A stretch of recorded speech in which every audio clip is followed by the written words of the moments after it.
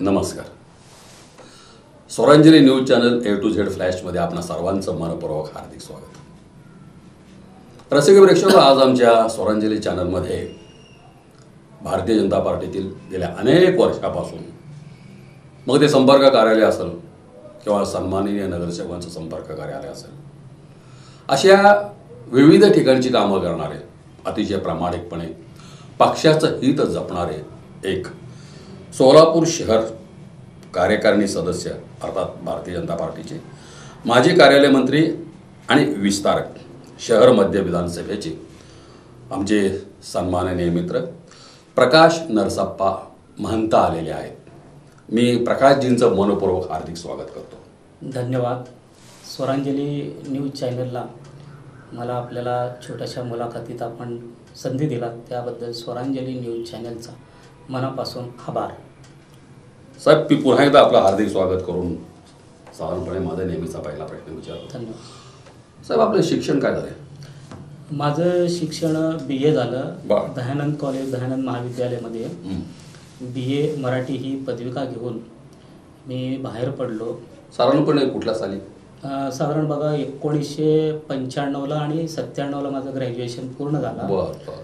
त्यानंतर मी सन्माननीय त्यावेळी माजी पंतप्रधान भारतरत्न अटल बिहारी वाजपेयी यांना प्रेरित होऊन आणि अखिल भारतीय विद्यार्थी परिषदमध्ये माझं कामकाज असायचं महाविद्यालय क्षेत्रामध्ये.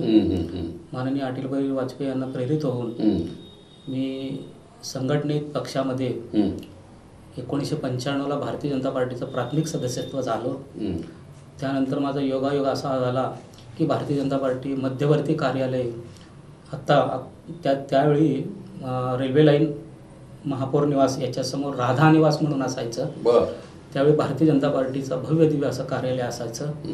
त्यावेळीचे कार्यालय मंत्री माननीय श्रीहरी म्याकल साहेब हे कार्यालय मंत्री होते.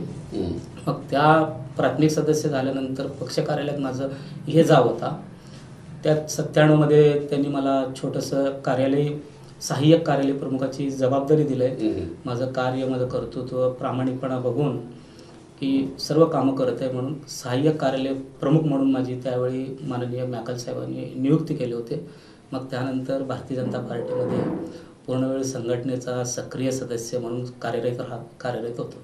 तुम्ही महाविद्यालयीन शिक्षण घेतच तुम्ही भारतीय जनता पार्टीची जी शाखा आहे अंतर्गत भारतीय विद्यार्थी सेना किंवा तुमचं जे असेल ते विद्यार्थी संघटनेची, त्या माध्यमातून तुम्ही विद्यार्थ्यांचे प्रश्न सोडवला.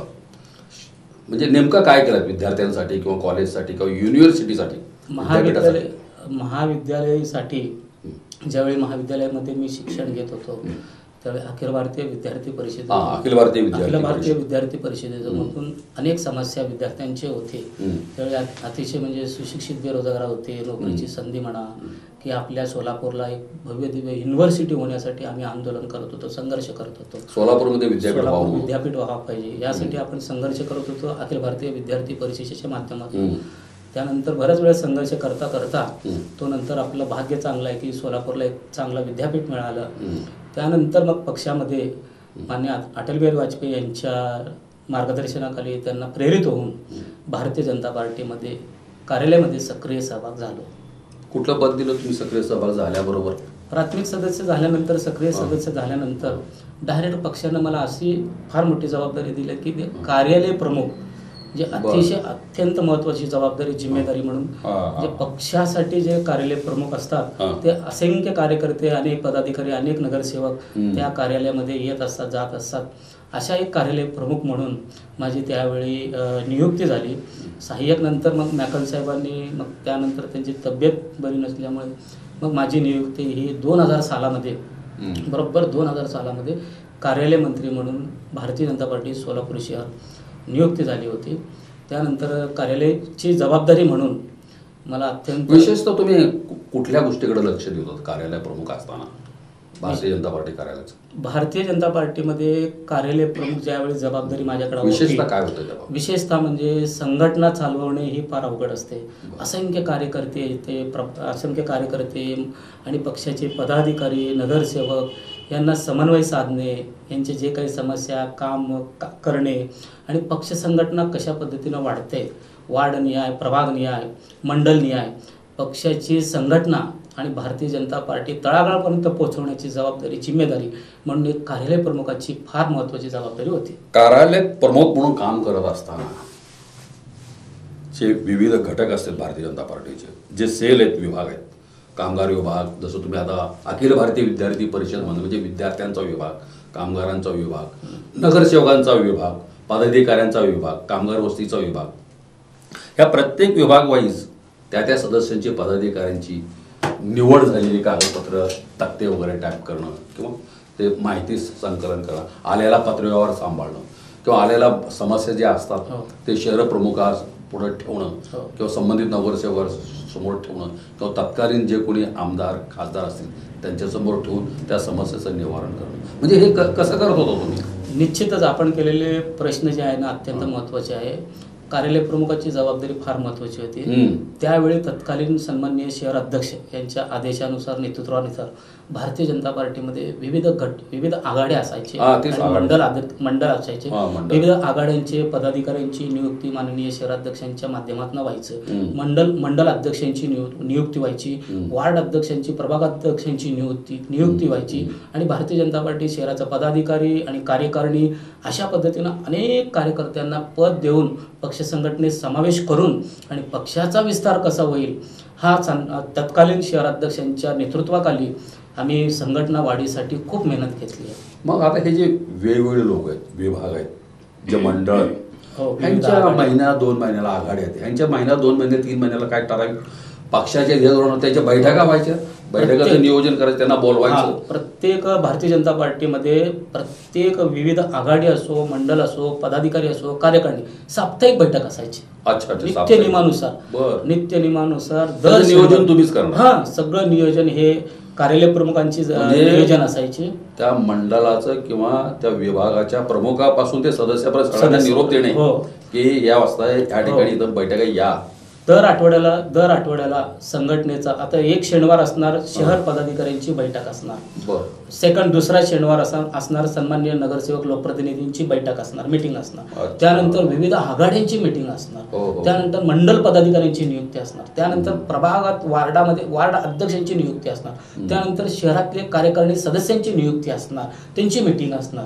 सगळं नियोजन हे जबाबदारी मान्य अध्यक्षांच्या नेतृत्वाखाली कार्यालय प्रमुख ह्या नात्याने मी अतिशय उत्तम प्रमाणे त्यावेळी करत होतो. परवापर्यंत मी अतिशय व्यवस्थित पद्धतीने जवळपास 17 ते 18 वर्षे कार्यालयांची जबाबदारी होती, कार्यालय प्रमुखांची जबाबदारी होती. 18 वर्ष. मग ह्या 18 वर्षामध्ये एखादे मंत्री आले, मुख्यमंत्री आले, मग ते महाराष्ट्र राज्याचे असतील किंवा केंद्राचे असतील, त्यावेळेला तुम्ही कशी कामं करायची? म्हणजे एवढी मोठी माणसं यायला लागले म्हटल्यावर खरं आहे मी भाग्यवान समजतो. माझ्या कारकिर्दीमध्ये 2004 मध्ये लोकसभा निवडणूक झाली. त्यावेळी आपले उमेदवार होते सन्माननीय सुभाषबापू देशमुख. त्यावेळी तत्कालीन गुजरातचे मुख्यमंत्री माननीय नरेंद्र मोदी साहेबांची सभा ही माझ्या मार्गदर्शनाखाली म्हणजे मला तो संधी मिळाला. त्यावेळी 2004 मध्ये होम मैदानावर मोदी साहेबांची सभा होती. त्याचं नियोजन मला फॅक्स आला होता. मान्य त्यावेळी शहराच्या अध्यक्षांच्या मार्गदर्शनानुसार त्याचं कॅम्पेनिंग, त्याचं नियोजन, मोदी साहेबांची सभा होम मैदानावर कशा पद्धतीनं घ्यायचा, त्याचं संकलन करून, त्याचं मॅनेजमेंट व्यवस्था करून त्याचा यशस्वीपणाने त्यावेळी मी 2004 मध्ये लोकसभा निवडणूक एप्रिलमध्ये नरेंद्र मोदी साहेबांची सभा 1 लाखाची सभा मी त्यावेळी केलं होतं. त्याचा साक्षीदार मी आहे. म्हणजे शहर पातळीवर, जिल्हा पातळीवर, राष्ट्रीय पातळीवर म्हणजे त्या ठिकाणचे मोठमोठे लोक आल्यानंतर त्यांचं येणं जाणं, त्यांचं नियोजन करणं, व्यवस्था, नियोजन मान्य लालकृष्ण अडवाणी साहेब, प्रमोद महाजन साहेब, सन्मान्य गोपीनाथ मुंडे साहेब या सगळ्यांचे जाहीर सभेचे नियोजन, व्यवस्था, परवानगी, मंडप, स्टेज, स्पीकर, कार्यकर्त्यांची गोळा करणे, पब्लिक मिटिंग घेणे ही फार मोठी जबाबदारी होती, फार मोठा व्याप होता. आणि इतकं जबाबदारीने अतिशय संतुलन, संयम आणि शांत, डोक्यावर बरफ आणि तोंडात साखर हे सदैव माझ्याकडे असायचं. आज तागायत तोच आहे. म्हणून अशा पद्धतीनं प्रदीर्घ असं संघटनेचं हे कार्यालय प्रमुख संघटनेची जबाबदारी गेल्यामुळे हा आपला संघटना एक पक्ष हा वटवृक्ष झालेला आहे. खरं आहे. तुमचं मोठं योगदान आहे त्या वटवृक्ष होण्यामध्ये. तुम्ही भारतीय जनता पार्टीची असं तन मन धन 24 तास स्वतःला झोकून दिला. दिवस बघितला नाही, रात्र बघितला नाही, सण बघितला नाही, सुट्टी बघितलं नाही, घर बघितलं नाही, बायको बघितलं नाही, लेकरं बघितलं नाही. हे सगळं बाजूला ठेवलं तरच ही कामं शक्य आहेत, अन्यथा अशक्य आहेत. कारण कुठल्या पदाधिकाऱ्याचा, कुठल्या नगरसेवकाचा, कुठल्या आमदार खासदाराचा मंत्र्याचा कधी फोन येईल सांगता येत नाही. वेळ नियोजन बदललं जातं. खरंय खरंय. तुम्ही झोकून देऊन काम केलं. मग पक्षानं तुमच्यासाठी किंवा तुम्हाला कुठली कुठली पदं काम करण्यासाठी दिली?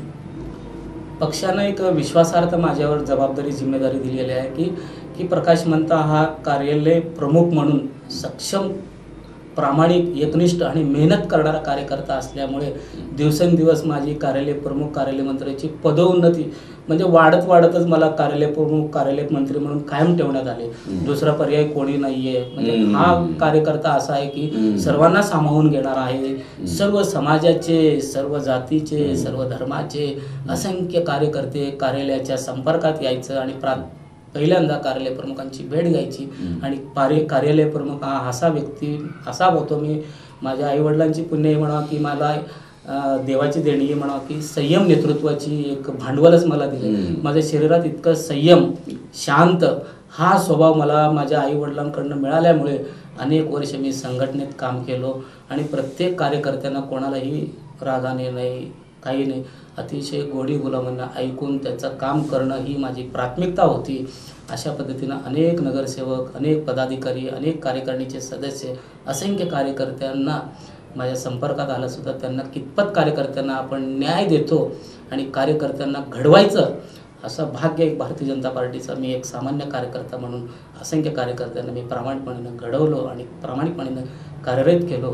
म्हणून आज मी पक्षामध्ये 26 वर्ष झालं एकनिष्ठ आणि प्रामाणिक पक्षामध्ये मी आहे. ह्या 26 वर्षामध्ये लोकसभा झाल्या, विधानसभा झाल्या, महानगरपालिकेच्या निवडणुका झाल्या. ह्या लोकांना निवडून आणण्यामध्ये तिकीट त्यांच्या हातात देण्यापासून ते निवडून येईपर्यंत साधारणपणे कुठल्या लोकांमध्ये, उमेदवारामध्ये, आमदार, खासदार किंवा नगरसेवकांना निवडून आणण्यामध्ये तुमचा शेवटचा वाटा कुठल्या भागातला, कुठला भाग? माझ्या या कार्यालय प्रमुखांच्या अनेक वर्षामध्ये एक 5 लोकसभेचं कॅम्पेनिंग, 4 विधानसभेचं कॅम्पेनिंग आणि 4 महानगरपालिकेचे कॅम्पेनिंग कार्यालय प्रमुख म्हणून म्हणजे गेल्या 4 टर्म 2002, 2007, 2012, 2017 आणि लोकसभेचं 1996, 1999 आणि 2004, 2009 आणि परवा दिवशी 2014 असे 5 लोकसभेचे कॅम्पेनिंग, 4 विधानसभेचे कॅम्पेनिंग, 4 महानगरपालिकेचे कॅम्पेनिंग कार्यालय प्रमुख म्हणून मला व्यवस्थित हाताळता आला. ते 2017ला जे झालं, हो, 17 फेब्रुवारी 2017ला सार्वत्रिक निवडणूक झाली महानगरपालिकेची. 18, 19, 20, 21 बरोबर. त्याच्यानंतर प्रशासकीय कार्यक्रम 22 मध्ये प्रशासन. ते 17ला महानगरपालिकेच्या निवडणुका झाल्या काय, त्याच्यानंतर लोकसभा झाल्या, विधानसभा झाल्या. आता महिना दीड महिन्यामध्ये परत सोलापूर महानगरपालिकेच्या 25-26ला किंवा 26ला सुरुवातीला महानगरपालिकेच्या निवडणुका लागणार आहे. नगरसेवकांना निवडून आणण्यामध्ये तुम्ही नेमक्या कशा पद्धतीनं काम केलात, काय केलात नेमकं त्यांना निवडून येण्यासाठी? कार्यालय प्रमुख असताना ठीक आहे, आत्ताचा पिरियड सोडला आपण, 2014चं पिरियड सोडला, 2014च्या आधी 2002 मध्ये आणि फार 2012 मध्ये, म्हणजे त्यावेळेला भाजपची सत्ता नव्हती, कुठेही सत्ता नव्हती. त्यावेळी भारतीय जनता पार्टी विरोधकामध्ये होती. जेमतेम भारतीय जनता पार्टी सोलापूर महापालिकेत 22-26 नगरसेवकच्या आसपास होते 2 टर्म. त्यावेळी नगरसेवकांना निवडून आणणं, पक्ष वाढवणे ही फार मोठी कसरत होती. 2000 सालामध्ये आम्ही ज्यावेळी पक्ष कार्यालय प्रमुख म्हणून झालो, इतकी मोठी कसरत होती की संघटनेमध्ये, पक्षामध्ये कार्यकर्ते मिळणं अवघड होतं. अशा परिस्थितीमध्ये ग्रास रूटला, ग्राउंड लेवलला प्रत्यक्ष वार्डात जाऊन, प्रभागात जाऊन, परिसरमध्ये जाऊन कार्यकर्त्यांना घडवणे, बूथ रचना करणे, एक बूथ 10 युथ, एका बूथ प्रमुखाच्या मागं 10 कार्यकर्ते उभा करणे, त्यांना संघटित करणे, अशा पद्धतीनं 2000 ते फार 2012-13 पर्यंत 13 वर्ष पार्टी संघटनेसाठी आम्ही अविरत अशी प्रामाणिकपणे काम केल्यामुळे आम्हाला यश आलं. 2014ला लोकसभेला, 2014 विधानसभेला, 2017 महानगरपालिकेला अशा पद्धतीनं आपल्याला भारतीय जनता पार्टीला महापालिकेत वर्चस्व एक हाती सत्ता आणता आणलं आहे आणि लोकसभेचंही आपण जिंकू शकलो. विधानसभेत तर आपण दोन्ही विधानसभे आपल्या ताब्यात होते. 2004 आमदार श्री विजयकुमार देशमुख मालक, परत 2009 विजयकुमार देशमुख मालक, परत त्यानंतर आमदार श्री सुभाष बापू देशमुख दक्षिण आणि उत्तर असं आपण आज ताब्यात कायम ठेवलो. आणि आनंदाची बाब म्हणजे नुकताच झालेले 2024मध्ये जे विधानसभा झाले त्या विधानसभेच्या आधी माझ्याकडे 4.5 वर्ष प्रदेशाने पक्षानं त्यावेळी 4.5 वर्ष मला 2017 ते 2024पर्यंत मला त्या विधानसभेचा विस्तारक म्हणून माझी नियुक्ती करण्यात आली. त्या प्रशासकीय कारकीर्द हां, म्हणजे 2017मध्ये असा एक पार्टीनं ठरवला होता की भारतीय जनता पार्टी महाराष्ट्र प्रदेशानं की एक सक्षम असा कार्यकर्ता आपण प्रत्येक विधानसभेला द्यायचा आणि तो कार्यकर्ता पूर्ण वेळ त्याच मतदारसंघात. ही जी निवड आहे ना, आता तुम्ही जे म्हणता पूर्ण वेळ देणारा कार्यकर्ता प्रशासकीय कार्य 2017 पासून ते 2024 पर्यंत शहर पातळीवर शहराध्यक्ष निवड केली का वरून महाराष्ट्र प्रदेश पातळीवरून निवड झाली? निवड कोणी केली? भारतीय जनता पार्टी महाराष्ट्राचे अध्यक्ष. अच्छा. त्यांच्या नेतृत्वाखाली प्रत्येक विधानसभा न्याय एक सक्षमाचा प्रदेश पातळीवरून तुमची निवड, राज्य प्रदेश? हां, प्रदेश पातळीवर माझी नियुक्ती म्हणून प्रत्येक विधानसभेला एक विस्तारक म्हणून नेमतात ते. मग त्यात मला मध्य विधानसभेचा आमदार विजयकुमार देशमुख मालकांनी मध्य विधानसभेसाठी माझं नाव 2017ला प्रदेशाला सुचवलंय. अच्छा. की प्रकाश मंता असे आहेत, कार्यालय प्रमुख होते आहे आणि त्यांना एका विधानसभेमध्ये आपला अवघड असा विधानसभा होता की त्या विधानसभेमध्ये काँग्रेसचं वर्चस्व असलेला हा विधानसभा होता. मग आमदार श्री विजयकुमार देशमुख मालकांनी मला सांगितलं की विचारलं की तुला अशा खडतर भागात तुला आता विधानसभेमध्ये काम करायचं आहे, पूर्णवेळ कार्यकर्ता निवासी कार्यकर्ता म्हणून तुला काम करायचं आहे. म्हणून श्री विजयकुमार देशमुख मालकांनी मला सूचना केलं आहे. मी क्षणभरात म्हटलं की मालक मी करेन म्हणतो. त्यानंतर माझं नाव प्रदेशाला मालकाने सुचवला, प्रदेशाने माझी नियुक्ती केली आणि ऑक्टोबर 2017 ते परवा नुकत्याच झालेल्या लोकसभा विधानसभेच्या 2024पर्यंत मी 5.5 वर्ष एकाच विधानसभेमध्ये लक्ष केंद्रित करत होतो. त्या विधानसभेचं यश संपादन करण्यात मला. तुम्ही एक शब्द वापरला, तुमची निवड झाली निवासी पूर्ण वेळ विस्तार आधी. निवासी म्हणजे नेमकं काय? म्हणजे तो निवासी म्हणजे काय कळतं, त्या विधानसभा क्षेत्र सोडायचं नाही. अक्षेपात विधानसभा क्षेत्रातच 24 तास राहायचं, तिथंच आपण व्यवस्था करायची. प्रदेश आम्हाला सगळं व्यवस्था करणार. तुम्हाला थांबायचं असेल तर त्याच विधानसभेमध्ये थांबायचं आणि त्याच विधानसभेमध्ये दिवसभर काम करायचं, संघटनेचं काम करायचं, ग्राउंड लेवलला काम करायचं, जमीन लेवलला काम करायचं, बूथ रचना करायचं, संघटना उभी करायची, अनेक योजना. त्या विधानसभेचे सामाजिक संघटना कुठल्या आहेत, धार्मिक स्थळ कुठले आहेत, अनेक कार्यकर्ते कुठले आहेत आणि मागील अनेक वर्षापासून विधानसभा न्याय आपण किती मागे आणि किती पुढं आहे आणि त्याचा समतोल राखून प्रत्येक बूथवर आपल्याला कशा पद्धतीनं लीड मिळेल भारतीय जनता पार्टीला, हे सगळं जबाबदारी जिम्मेदारी प्रदेशाच्या सूचनेनुसार आम्ही त्या विधानसभेचं विस्तारक म्हणून कार्यरत करत होतो. हे अजून कुठं गेला तुम्ही विस्तारक म्हणून? कुठं गेला विस्तारक म्हणून? मी 2013मध्ये मला 14 महिन्यासाठी दक्षिण विधानसभेचं मला जबाबदारी देण्यात आली. 2013मध्ये शहर दक्षिण 14 दक्षिण विधानसभेमध्ये 2013 ते 2014 विधानसभा एंडपर्यंत पूर्ण वेळ 14 महिने त्या विधानसभेचं विस्तारक म्हणून मी त्यावेळी काम केलं. आणि 2014ला ऑक्टोबर 2014ला माननीय श्री सुभाष बापू देशमुख आमदार म्हणून नियुक्ती आले. त्यावेळी सुद्धा मला संधी मिळाली की एक 13 महिने मी त्या भागामध्ये विस्तारक करण्याची संधी पक्षाने दिली होती मला. अक्कलकोटला गेलता म्हणून? नाही, ते अल्पवधी होता. पण तिथं पण तुम्ही काम करून काम केलं. सोलापूर शहर किंवा जिल्ह्याच्या बाहेर कुठं तुम्हाला असे नाही, शक्यतो मी 99% शहरातच होतो. शहर कार्यालय प्रमुख म्हणून होतो आणि अतिरिक्त जबाबदारी थोडाफार मला एक 6 महिने वर्षभर जिल्हा कार्यालय प्रमुख बी जबाबदारी दिली की ते जिल्ह्याची बैठक वगैरे नियोजन करण्यासाठी. काही दिवस जिल्हा कार्यालय प्रमुख हा रजेवर नव्हता, माणूस नेमला नव्हता, सापडला नव्हता, म्हणून अतिरिक्त 1 वर्षभर मला जिल्हा कार्यालय ग्रामीण कार्यालय प्रमुख 1 वर्षभर सगळे तालुके बघायचे का? ते बघायचे, कम्युनिकेशन करायचं, समन्वय साधायचं, तालुका वाईज बैठका घ्यायचे. ते 1 वर्षभर केलो. त्यानंतर एक 16-17 वर्ष शहर कार्यालय प्रमुख म्हणून माझ्याकडे अतिरिक्त जबाबदारी, विस्तारकची अतिरिक्त जबाबदारी. त्याच्या आधी मी 95ला मंडलवर होतो, त्याच्या आधी 92ला पोलिंग एजंट होतो. पोलिंग एजंट, मंडल, कार्यालयाची जबाबदारी म्हणजे तळागाळापासून ते वरपर्यंत हा, गेला. अगदी अगदी तळागाळापर्यंत कार्यकर्ता आणि तळागाळापर्यंत कार्यकर्त्यांना घडवण्याचा संधी मला भारतीय जनता पार्टीनं दिली आहे. त्या बाबतीत मी समाधानी आहे. हे ना, तुमचं कार्य खूप मोठं आहे.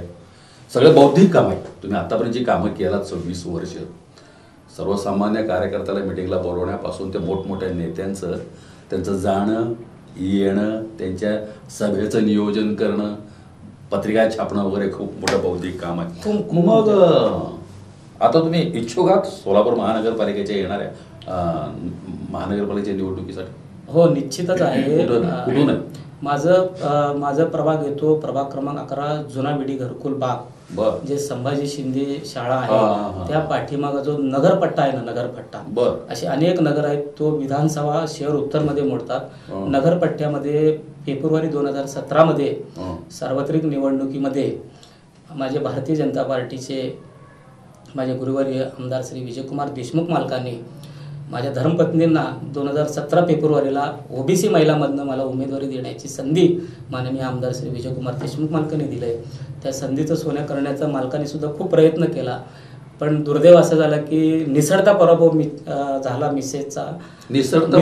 किती मत? अगदी म्हणजे आम्ही जेमतेम एक 359च्या आसपास आम्ही निसरता पराभव झाला. कमी पडली ती? हा, कमी पडले फेब्रुवारी 2017ला.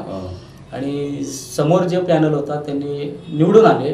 त्यानंतर त्यावेळी तत्कालीन नगरसेविका म्हणून अनिता रामदास मगर, त्यांना 3 अपत्य होते. बर. ते निदर्शन आल्यानंतर आम्ही 3 अपत्य. कोणी आणलं निदर्शन? मी स्वतः. मी स्वतः. तुम्हाला कसं काय कळलं त्यांना 3 अपत्य? 3 अपत्य आहे म्हणून आम्हाला कळाल्यानंतर, लगेच निवडून आल्यानंतर दुसऱ्या दिवशी आम्हाला कळालं की त्यांना 3 अपत्य आहे म्हणून प्रभागात. म्हणजे निवडणूक झाल्यानंतर कळालं. नंतर तुमच्या लक्षात आलं? हा, निवडणूक झाल्यानंतर आम्हाला कळाल्यानंतर त्यांना 3 अपत्य आहे म्हणाल्यानंतर मग काही कागदपत्र आम्ही गोळा केलो. पुरावे वगैरे गोळा केल्यानंतर तत्कालीन पालकमंत्री सन्माननीय श्री विजयकुमार देशमुख मालक होते.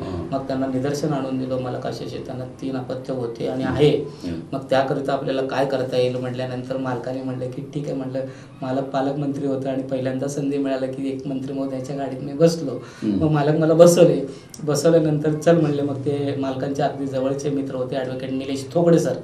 मग त्यांच्याकडे घेऊन गेलं. म्हणलं हे आमचं म्हणता साहेबांचे 3 अपत्य ते बघा काही करता येतं का म्हणलं. मग निलेश थोगडे सरांनी ते विषय हाताळला. अवघ्या 6 महिन्यात त्यांचं नगरसेविका पद जे आहे ते अपात्र डिस्ट्रिक्ट कोर्टाने केला. निवडून आल्यानंतर 6 महिन्यात जिल्हा न्यायालयाने 3 अपत्य आहे असं पुरावा ग्राह्य धरून त्यांचं अपात्र नगरसेविका अपात्र त्यांनी केले. त्यानंतर त्यांनी हायकोर्टात गेला. आपण बी हायकोर्टात गेलो. मग कोविडमध्ये हा सगळा प्रसंग होता. मग प्रशासन आला. मग त्याच वेळी ते तिथं थांबलंय. मग त्यांचं नगरसेवक गेलं का? रद्द झाला. नगरसेवक वरच्या कोर्टात डिस्ट्रिक्ट झाल्यानंतर हायकोर्टात सुद्धा कायम ठेवला, अपात्र केला. सुप्रीम कोर्टात त्यांनी गेले. मी सुप्रीम कोर्टात गेलो. त्यांनी नाही केले. त्यांनी फक्त ॲफिडेविट दाखल केले सुप्रीम कोर्टात. मग मी सुप्रीम कोर्टात जाऊन त्यांचं पुन्हा एकदा मी नगरसेविका जे पद होतं ते अपात्र सुप्रीम कोर्टाने कायम ठेवला. जिल्हा न्यायालय कायम ठेवला, हायकोर्ट कायम ठेवला आणि सुप्रीम कोर्ट सुद्धा त्यांचं नगरसेविका अपात्र हे कायम करून ठेवले. रद्द केले त्यांना. नगरसेविका हे पद रद्द झालं. हो, पद रद्द. मग त्या ठिकाणी निवडणूक होऊन तुम्ही निवडून वगैरे नाही होता. त्यानंतर निवडणुका लागणार होता. पण कोविडच्या पिरियडमध्ये आणखी काय राहिले, आता 6 महिने राहिले म्हणून आयुक्तांनी निवडणूक घ्यायला नाकारले. कोविडचा पिरियड होता 2 वर्षाचा. तोही संपता मग 6 महिने आहेत. आता पुन्हा आपल्याला 2022ला महानगरपालिका निवडणूक येणार आहे. 4-6 महिने राहिले म्हणून तो निवडणुका होऊ शकला नाही.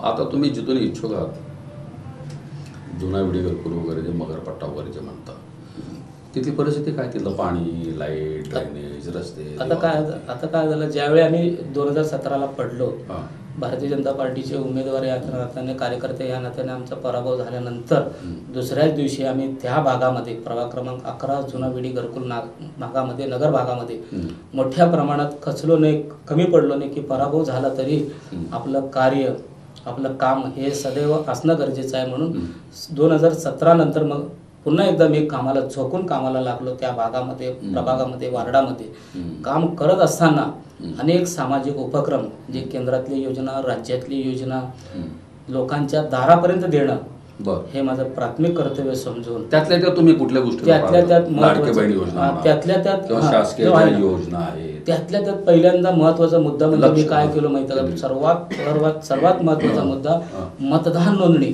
अच्छा. ज्या माझ्या नगरमध्ये जे रहिवासी होते त्यांनी शहरामध्ये होते, मग शहरामध्ये अनेक लोक त्या अधवाड भागामध्ये नगरमध्ये आले होते. शहरातले काही मालमत्ता घर म्हणा ते विकून इकडं नगरपट्ट्यामध्ये अधवाड भागामध्ये राहायला आले होते. मग त्यांचं मतदान नोंदणी हा शहरात होता. पहिलं काम काय केलं मी, त्यांचा मतदान नोंदणी मी माझ्या भागामध्ये माझ्या प्रभागामध्ये मी आणलो. अशा पद्धतीनं मी आणि माझी पत्नी घरोघरी जाऊन लोकांच्या दारात जाऊन घरोघरी जाऊन प्रत्येक नगरमध्ये फिरून आम्ही मोठ्या प्रमाणात मतदान नोंदणी करून आणि त्यांना स्मार्ट कार्ड दिलं प्रत्येकाला. असं 2700 मतदार माझ्या प्रभागात वाढवलं मी.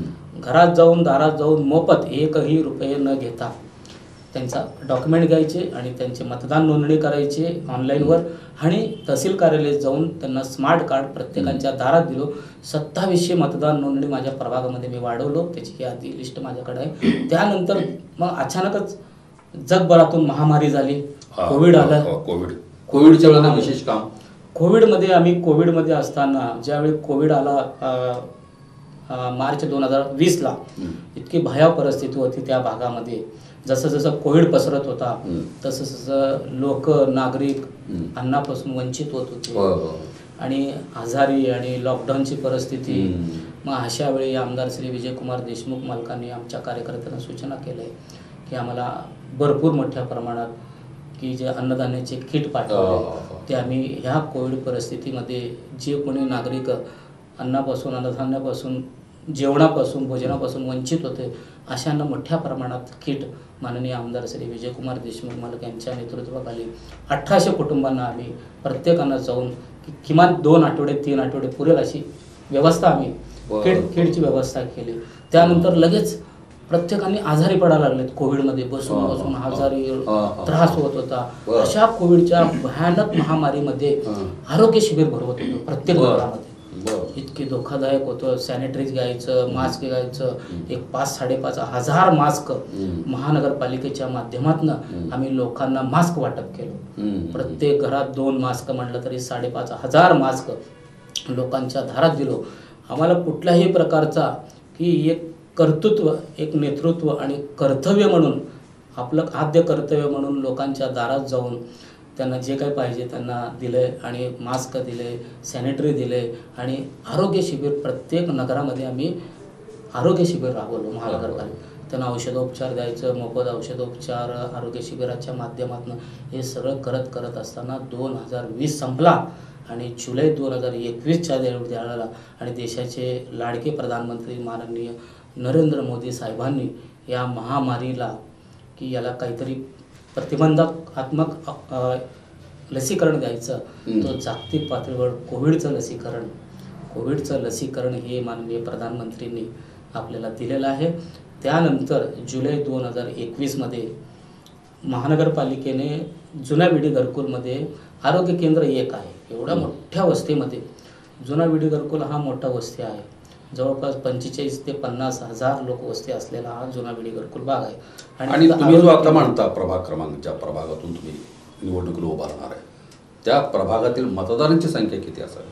मी माझ्या प्रभागामध्ये, माझा प्रभाग कसा आहे माहिती आहे का, माझा प्रभाग हा निम्मा प्रभाग हा शहर उत्तर विधानसभेला जोडलेला आहे आणि निम्मा प्रभाग हा मध्य विधानसभेला जोडलेला आहे. मध्य विधानसभा म्हणजे अक्कलकोट रोड जो आहे ना, अक्कलकोट रोड जे सोलापूर सूत मिल, यशवंत सूत मिलच्या पाठीमागचा भाग, मल्लिकार्जुन नगर, समाधान नगर, राजीव नगर, किसान नगर, हा मध्य विधानसभेमध्ये येणारा हा माझा प्रभाग निम्मा.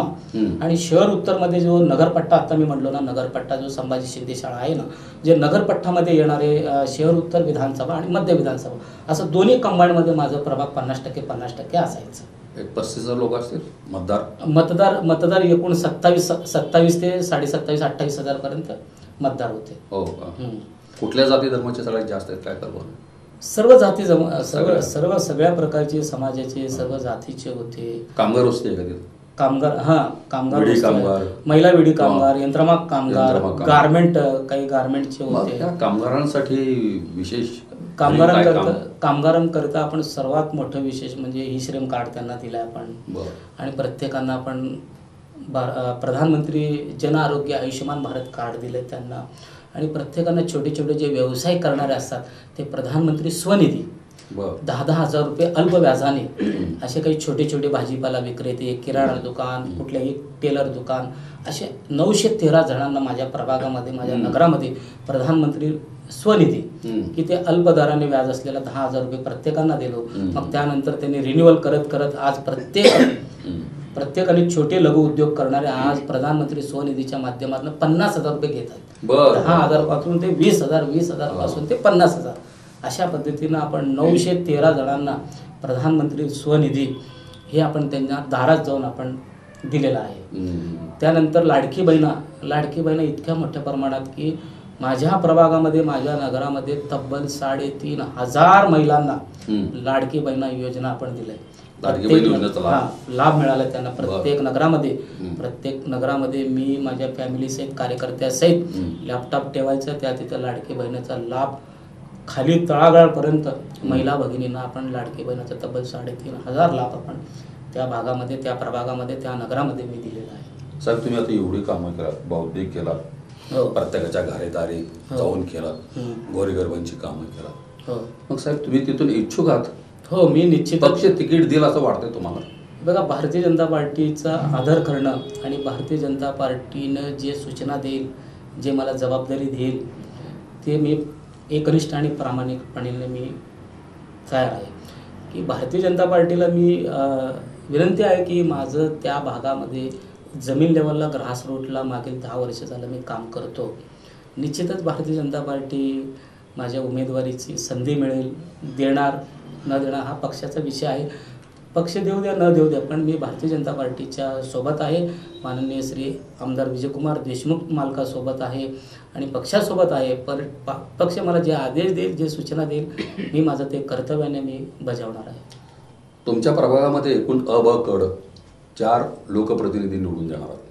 गेल्या 11 तारखेला जी सोडत झाली ते कुठल्या पद्धतीनं झालं? कुठला राखीव, महिला, सर्वसाधारण वगैरे काय? प्रभाग क्रमांक 11 मध्ये कसं झालं माहिती का? अ हा सर्वसाधारण झालं, ब सर्वसाधारण झालं, आणि क ओबीसी महिला झालं, आणि ड जे झालं ना ते सर्वसाधारण महिला झालं. अच्छा. एक ओबीसी महिला म्हणून झालं क, बाकीचे 3 ओपन झाले. एक महिला. त्या 2 पुरुषांमध्ये साठी तुम्ही अ, ब साठी तुम्ही प्रयत्न करा. मी पक्षाकडे मागणी करत असताना मी माझ्या धर्मपत्नी आणि मी स्वतःही पक्षाकडे मागतोय. पक्ष ज्यांना संधी देईल, कोणाला संधी, म्हणजे तुम्हाला 3 ठिकाणी जा प्रयत्न आहे, अ, ब, क. मी विचारलं महिला ओबीसी सोडलं तर? महिला ओबीसी साठी मिसेस. का तुम्ही ओबीसी मध्ये मोडताय? मी ओबीसी मध्ये मोडतो. म्हणजे 4 ठिकाणी तुम्ही प्रयत्न करू शकता. मी ओबीसी मध्ये मोडतो, मिसेस ओबीसी मध्ये मोडतात. पक्षाने ज्या ठिकाणी संधी दिलं त्या ठिकाणी आपण लढायला तयार आहे. ओबीसी मध्ये लढा म्हणलं तर ओबीसी मध्ये लढतो, सर्वसाधारण लढामध्ये सर्वसाधारण लढूया. आता तुम्ही एवढं काम केलात, तुम्ही 4 ठिकाणी तुम्हाला संधी आहे, असं झालं का तुमच्या प्रभागात किंवा तुमच्या एरियात, तुमच्या परिसरामध्ये इतर पक्षाच्या लोकांनी, जे आजीमाजी नगरसेवक आहेत किंवा इच्छुक आहेत, ते भारतीय जनता पार्टीत आले, जेणेकरून एक मनात एक आशा असते की बाबा मी जर पक्ष प्रवेश केलो तर मला येणाऱ्या महानगरपालिकेत मला कुठंतरी संधी मिळेल, अर्थात तिकीट मिळेल, मला नगरसेवक म्हणून काम करायची संधी मिळेल. असे लोक आलेत का? मग आले तर मग तुम्हाला कसं तिकीट मिळणार? कारण त्याने शब्द दिलेला असतो. त्यावेळेला कसं करणार? काय परिस्थिती आहे? त्याचं नियोजन कसं केलं? बघा, भारतीय जनता पार्टी हा असा पक्ष आहे, भारतामध्ये म्हणा, जगामध्ये म्हणा, भारतीय जनता पार्टीमध्ये काम करत असताना खूप अभिमान वाटतो मला की भारतीय जनता पार्टी सदैव एकनिष्ठ, प्रामाणिक ह्या कार्यकर्त्यांच्या ह्याच्यावर सोबत असते. आता पक्षामध्ये कोण प्रवेश केलं आहे, कधी प्रवेश केलं आहे, आणि प्रवेश निश्चित करण्याचा अधिकार जो सर्व आहे ते भारतीय जनता पार्टीच्या प्रदेश नेतृत्वाला आहे. त्यामध्ये कोण प्रवेश केला, आम्हाला त्यांचं स्वागत आहे. आम्ही कोणाला विरोध करायचा प्रश्नच येत नाही, कारण पक्षवाढीसाठी हे सगळं गरजेचं असतात. पक्ष जर वाढवायचा असेल तर आपल्याला निश्चितच सर्व सामूहिक पद्धतीनं आपल्याला जर उद्या आगामी महापालिका निवडणुकीला परत एकदा भारतीय जनता पार्टीचा महापालिकेत सत्ता घेण्याकरता हे समीकरण बांधणं हे गरजेचंच आहे. तो वरिष्ठ पातळीवर पक्षाचं काम करत असतं, आणि पक्ष ज्यांना घेतलं आहे त्याला आम्हाला बिलकुल विरोध नाही. हे पक्षाचं संघटनेचं हे वाढीचे लक्षणं असतात. निश्चितच ज्यांना घेतले त्यांचं आम्ही स्वागत करू. पण पार्टी एवढं मात्र निश्चित विचार केलं की मागील अनेक वर्षापासून ज्या ठिकाणी ग्रासरूटला आपण काम करतो त्या कार्यकर्त्याला न्याय द्याल हे पार्टीकडे निश्चितच त्याचा विचार पक्ष करेल. साहेब, तुमचे उच्च विचार, आदर्श विचार ऐकून आम्हाला खूप आनंद झाला. मी निश्चितच अजून एक मला हा, बोला विषय की. आणखी एक माझा बोला. महत्त्वाचा विषय होता बोला. की मी जे प्रभागामध्ये मागील 8 वर्षात हां. जे ग्रासरूटला काम करत होतो, ग्राउंडला काम करत होतो, त्यामध्ये प्रामुख्याने अनेक केंद्रातले राज्यातले जे योजना होते, बरं. खरोखरच मी सन्माननीय देशाचे लाडके प्रधानमंत्री नरेंद्र मोदी साहेबांचा आभार आहे. त्यांच्या कल्पनेतून गोरगरिबांकरिता तळागाळांकरिता कसे विकासाची गंगा त्यांनी निर्माण केले, त्याचा एक संधी म्हणून मला जे काही मोदी साहेबांनी जेवढे केंद्रातून योजना आणले ते प्रत्येक योजना मी माझ्या प्रभागामध्ये, माझ्या वार्डामध्ये, माझ्या नागरिकांमध्ये, माझ्या मतदारांच्या दारात जाऊन मी दिलेल्या योजना आहे. मला याचा सार्थ अभिमान आहे. त्यामध्ये प्रामुख्याने कोविडचं जो लसीकरण होता की मला माननीय आमदार श्री विजयकुमार देशमुख मालकांनी की महापालिकेचं आरोग्य केंद्र असून तिथं फार कमतरता पडत आहे म्हणून मला एक सूचना केला होता की प्रकाश म्हणतात तुम्ही या आणि आणखी एक कोविड सेंटर आपल्याला घरकुलमध्ये गरज आहे ते एक कमी पडतं. एक कमी पडतो आणि दुसरा कोविड केंद्रासाठी मला आग्रह माननीय विजयकुमार देशमुख मालकांनी केले आणि त्यांनी इतकं तत्परतेने मला माननीय आयुक्तांना सांगून मला त्या भागामध्ये अतिरिक्त कोविड सेंटरची जबाबदारी मला दिली की मागील जबाबदारी दिल्यानंतर माननीय आमदार विजयकुमार देशमुख मालकांनी दिल्यानंतर त्याचं कर्तव्य म्हणून मालकांचं दूरदृष्टी बघा किती चांगलं आहे त्यांच्या पद्धत की ज्या वॅक्सिन सेंटरमध्ये लोड पडतो, अतिरिक्त ताण पडतो, महिला भगिनी पावसात चिखलात भिजून त्यांना वॅक्सिन मिळत नाही, पान तंबाखू नव्हता, महिला भगिनी हताश झाले होते, अशा परिस्थितीत दूरदृष्टी ठेवून माननीय आमदार श्री विजयकुमार देशमुख मालकांनी माझ्यासारख्या सामान्य कार्यकर्त्यांना एक वॅक्सिन केंद्र करण्यासाठी खूप मोठा मोलाचा वाटा उचलला. आणि मी खरोखरच मला एक लोकांची सेवा करण्याची संधी त्या देवाने दिला असं समजून मी तब्बल 8 महिने त्या 40,000 लोकांना पहिला वॅक्सिन, दुसरा वॅक्सिन, तिसरा वॅक्सिन, परत त्यानंतर त्यांच्या मुलांना जे 15 ते 18 वर्ष वय झालेल्या त्या मुलांना सुद्धा मी लसीकरण देण्याचा मला एक संधी आणि सेवा, रुग्णसेवा म्हणा, सामाजिक उपक्रम म्हणा, अशा पद्धतीनं मला संधी देण्याची मला जो भाग्य लाभला तो तब्बल 8 महिने मी त्या वॅक्सिन केंद्रावर मी, माझी मिसेस आणि माझे सहपरिवार, फॅमिली आणि कार्यकर्ते त्यामध्ये कार्यरत होतो. आणि त्याचा फायदा निश्चितच मला सतत ज्या ठिकाणी नगरामध्ये प्रभागामध्ये फिरतो त्या ठिकाणी सन्मानाने वागणूक आपल्याला मिळते, ही एक संधी मला मिळालेली आहे. कोरोनाच्या काळामध्ये सहपरिवार 8 महिने आम्ही तब्बल 8 महिने आमचं घरदार सोडून कुठलीही भीती न बाळगता मध्यरात्री यायचं, टोकन घ्यायचे, कुपन द्यायचे, 200 असायचे, समोर 500 लोक उभं राहायचे, मग त्यांना तोंड द्यायचं, त्यांना संयमाने बोलायचं, 4 वाजल्यापासून पहाटे 4ला कडी वाढणार, लाईनीला उभारणार, मग घरी येणार पहाटे 4:30ला, अण्णा आम्ही लाईनीला उभारलो, आम्हाला टोकन द्या, मग टोकनची सिस्टीम द्यायची, मग मिळणार 200 लस मिळणार, समोर असणार 500 लोक, मग त्यांना व्यवस्थित गोडी बोलणार. परत त्यावेळेचे आरोग्य अधिकारी डॉक्टर मंजिरा कुलकर्णी मॅडम होते, त्यांना रिक्वेस्ट करणार, परत 100-150 मागून घेणार, शेवटच्या रात्री 10 पर्यंत 10:30 पर्यंत त्यांना वॅक्सिन घेणार, परत घरी जाऊन जेवण केलं की परत टोकन करायचं, 2-3 तासाची झोप असायचं. तब्बल 8 महिने लोकांची सेवा आणि संधी करायचं आपल्याला तो भाग्य मिळालं. लोक कृतज्ञ आहेत. त्याची जाणीव ठेवून येत्या महानगरपालिकेच्या निवडणुकीमध्ये निश्चितच त्याचा विचार होईल निश्चितच होईल. आणि याच्या माध्यमातून काम करत असताना स्वस्तिक प्रतिष्ठान आमदार श्री विजयकुमार देशमुख मालक, डॉक्टर किरण देशमुख मालक यांच्या सामाजिक संस्था म्हणून स्वस्तिक प्रतिष्ठानच्या माध्यमातून मोतीबिंदू ऑपरेशन आम्ही अनेक वेळा तब्बल 5 वर्ष दरवर्षी आमदार श्री विजयकुमार देशमुख मालकांच्या वाढदिवसानिमित्त ऑक्टोबर महिन्यात मोतीबिंदू शिबिर असायचं मोफत. आणि जगप्रसिद्ध असे मोतीबिंदू शस्त्रक्रियेचे डॉक्टर तात्याराव लहाने मालकांनी त्यांना आवर्जून घेऊन यायचं. डॉक्टर तात्याराव लहाने जे पद्मभूषण होते त्यांना देशमुख मालकांनी आपल्या सोलापूरमध्ये 4 दिवस 5 दिवस केवळ मोतीबिंदू ऑपरेशनसाठी. मालकाने दरवर्षी किमान 4,000 लोकांचे मोतीबिंदू करत होते. त्यातलं मी माझ्या प्रभागामध्ये मी दरवर्षी कमीत कमीत 200-250 असे नाही म्हणलं तर एक 900-950 5 वर्षात गोरगरिबांचं सेवा करण्याची मोतीबिंदू, मोफत मोतीबिंदू त्याला म्हणतात ना, दुसऱ्यांदा दृष्टी मिळवण्याची भाग्य मला लाभलेलं आहे. त्याचाही मला निश्चितच फायदा झालेला आहे. त्यानंतर आणखी एक महत्त्वाचं म्हणजे त्यावेळी ज्या नुकताच काही अल्पावधी काळामध्ये महाविकास आघाडी सत्ता होती अल्पावधी काळातच, मग त्यावेळी ते एक मध्यान्ह भोजन म्हणून एक योजना होती.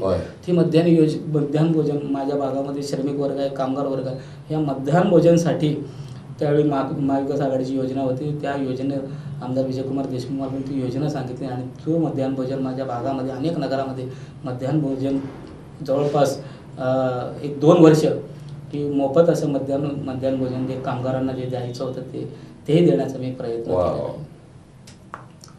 छान. तर अशा पद्धतीनं तुम्ही बौद्धिक कामं केलात, सामाजिक कामं केलात, सर्वसामान्य नागरिकांच्या दारापर्यंत जाऊन त्यांच्या समस्या सोडवलात. डोळ्याचा असू द्या, जेवणाचा असू द्या, किंवा कामगारांसाठी ई-कार्ड वगैरे तुम्ही नुकत्याच झालेल्या अतिवृष्टी सोलापूरमध्ये 130 वर्षानंतर ढगफुटी झाला.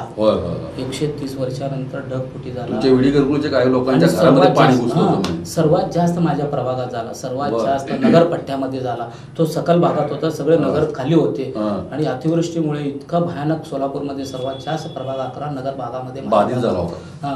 मग त्यांच्यासाठी खूप मोठ्या प्रमाणात आमदार विजयकुमार देशमुख मालकांनी पंचनामा करायला लावले आणि त्यांना आम्ही अतिवृष्टी झालेल्या लाभार्थ्यांना आम्ही प्रत्येकांना 209 लोकांना 209 लाभार्थ्यांना प्रत्येकी 10,000 रुपये असे माननीय मुख्यमंत्री देवेंद्र फडणवीस साहेब, आमदार श्री विजयकुमार देशमुख मालक यांच्या अथक प्रयत्नाने मी एक सेवक म्हणून मी माझ्या म्हणजे मुख्यमंत्री निधीतून 10,000 रुपये तुम्ही मिळवून दिला. शासनाच्या ज्यांच्या घरात पाणी घुसलं, घराचं नुकसान झालं, अतिवृष्टीचं झालं, पंचनामा झाला, तलाठी केली आणि झोन महानगरपालिकेचे झोनचे अधिकारी पंचनामा करून आमदार विजयकुमार देशमुख मालकांच्या मार्गदर्शनावर नेतृत्वाखाली 209 लोकांना जे बाधित होते, जे लाभार्थी होते, त्यांना अतिवृष्टीमुळे 10,000 रुपये मिळाले आणि माननीय मुख्यमंत्र्यांच्या मार्गदर्शनावर नेतृत्वाखाली त्यांना किट बी देण्यात आले दिवाळीमध्ये. त्याचाही आम्हाला निश्चित त्याचा आनंद होतो.